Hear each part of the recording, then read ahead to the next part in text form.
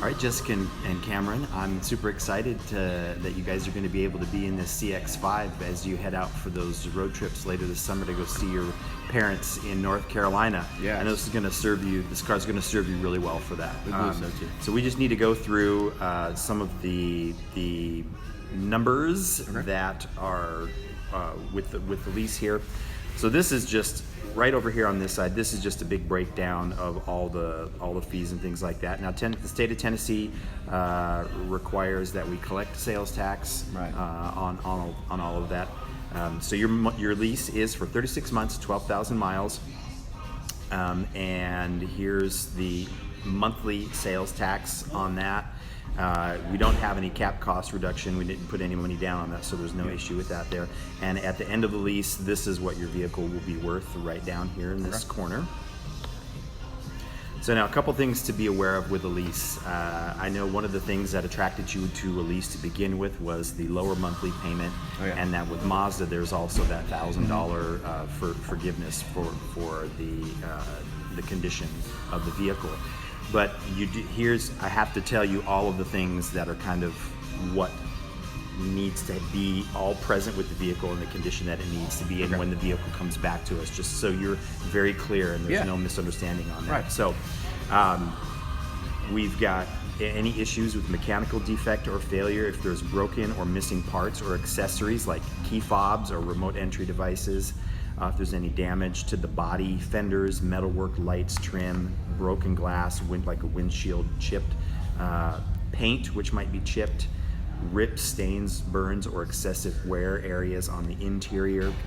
The wheels, they all have to be there, obviously, including the spare, and the tires have to have at least an 1/8 inch of tread remaining at the shallowest point. And if there's any other issues that make the vehicle unsafe or unlawful to operate, those need to be dealt with.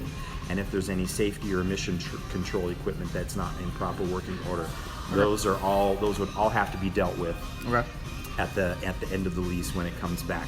So there's a couple ways that we can help to make sure that vehicle stays in the condition that it needs to be in when the vehicle is brought back. So one of those is, obviously when you're leasing a vehicle, you have to stay on top of the regular maintenance for the vehicle with the oil changes and tire rotations, and you have the option to prepay for that maintenance and have that be a part of your monthly lease payment, so you don't have to.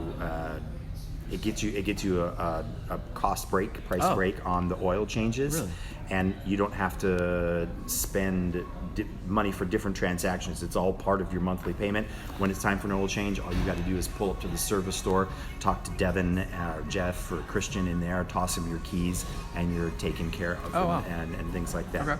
The paintless dent repair, that for a 5-year period, it will cover any of the vertical sheet metal panels on the side of the vehicle, any door dings, shopping cart bumps, stuff like that, as long as it's about 4 inches or less in diameter, and it hasn't broken the paint.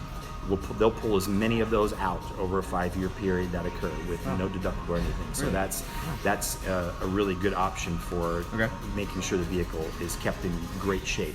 The last one is a key replacement. Those key fobs are really expensive. If they get lost, it's hundreds of dollars to replace them. I didn't know that. And I don't know if you've ever walked across those giant grates in the shopping mall or shopping. Things are scary, man. Yeah, you look down there, it's like this black cavern. If my keys are down there, if I drop my keys, they're gone. So this helps get that key fob replaced, not only just the key fob for the Mazda, but any other keys that are on your ring for your RV, your boat, your office, your lockbox, any of those other things as well. So up to $750 for the key fob, and up to $200 for additional keys on the ring there as well. So to take a look at some of the options to make sure that that vehicle is all kept in great shape for the duration of the lease, you have the option, if you want, also.